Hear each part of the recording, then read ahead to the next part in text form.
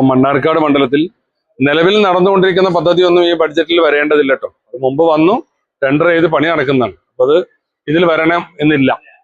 അതിന്റെ പണി അതേപോലെ തന്നെ നടക്കുകയും ചെയ്യും. പിന്നെ പുതുതായിട്ട് വരുന്നത് ഒന്ന്, നിങ്ങൾക്കറിയാം 17-18 കാലത്തുണ്ടായ പ്രളയത്തിൽ ഒലിച്ചുപോയ അട്ടപ്പാടിയിലെ സാമ്പാർക്കോട് പാലം, അത് ആണ് ഒന്ന് വെച്ചിട്ടുള്ളത്. അതിന് 5 കോടി രൂപയും വെച്ചിട്ടുണ്ട്. സാധാരണ ബഡ്ജറ്റിൽ വെക്കുമ്പോൾ എന്തെങ്കിലും ഒരു നോമിനൽ എമൗണ്ട് വെച്ച് ബാക്കി അതിന്റെ ജോലികളൊക്കെ കഴിയുമ്പോഴേക്ക് പൈസ വരില്ലാണ്. ഇത് അതിൽ നിന്ന് വ്യത്യസ്തമായി നല്ലൊരു സഫീഷ്യന്റ് എമൗണ്ട് ഈ പ്രവൃത്തികൾക്കൊക്കെ വെച്ചിട്ടുണ്ട്. അതുപോലെ അതൊക്കെ നമ്മുടെ ഈ ഒരു 5 കൊല്ലം ഈ ഒരു സമയം ഉണ്ടല്ലോ, അതിൽ പൂർത്തിയാകണമെന്ന് ഉദ്ദേശിക്കുന്ന, അതിന്റെ എത്രയും നേരത്തെ പൂർത്തിയാകണമെന്ന് ഉദ്ദേശിക്കുന്ന പ്രവൃത്തികളാണ്.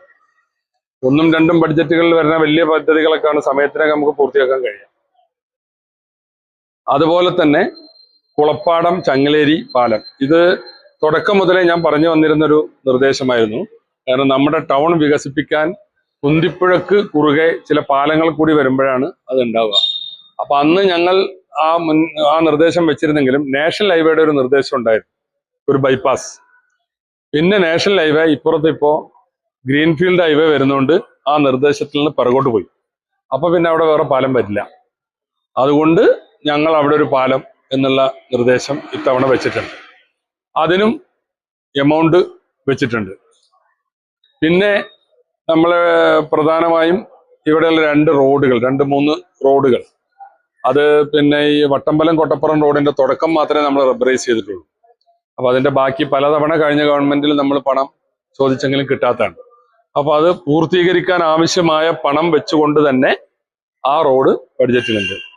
അതുപോലെ തന്നെ അലനല്ലൂർ പഞ്ചായത്തിലെ കൊമ്പങ്കല്ല് പാലത്തിലേക്ക് പോകുന്ന റോഡ്, ആ റോഡിനും കൃത്യമായ പണം ബഡ്ജറ്റിൽ വെച്ചിട്ടുണ്ട്.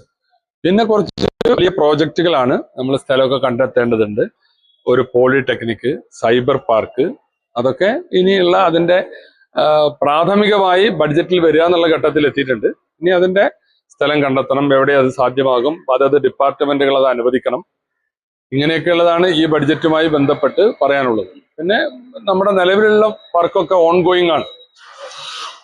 അത് അട്ടപ്പാടി റോഡായാലും അതുപോലെ തന്നെ നമ്മുടെ പിന്നെ മേലാറ്റൂർ റോഡ്, കുമരമ്പത്തൂർ ഒലിപ്പുഴ റോഡ്, അതിൻ്റെ ഒക്കെ വർക്കുകൾ അത് കിഫ്ബിയിലാണ്. കിഫ്ബിയുമായി ബന്ധപ്പെട്ട് ചില വ്യക്തതകൾ കൂടി വരേണ്ടതുണ്ട്.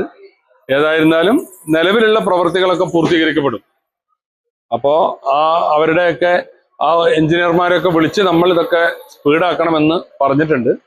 ആ വർക്കുകളും നമുക്ക് പൂർത്തീകരിക്കണം. പിന്നെ ടാറിംഗ് പ്രവർത്തികൾക്ക് ഈ മഴ ഒരു തടസ്സമാണ്. സാധാരണ ജൂൺ മുതൽ ഒക്ടോബർ വരെ ടാറിംഗ് പ്രവർത്തികൾ നടക്കാറില്ല. കാരണം അത് ടാർ ചെയ്ത് പെട്ടെന്നൊരു മഴ പെയ്താൽ അത് ഒലിച്ചു പോകും, അല്ലെങ്കിൽ അതിന്റെ ഉറപ്പിനെ അത് ബാധിക്കും. അപ്പൊ അതുകൊണ്ട് തന്നെ ടാറിംഗ് വർക്കുകൾ ഒക്ടോബറിന് ശേഷം നടക്കുള്ളൂ. പക്ഷെ അതല്ലാത്ത മറ്റ് പ്രവർത്തികളൊക്കെ നമുക്ക് ഈ സമയത്തിനകം പൂർത്തീകരിക്കാം.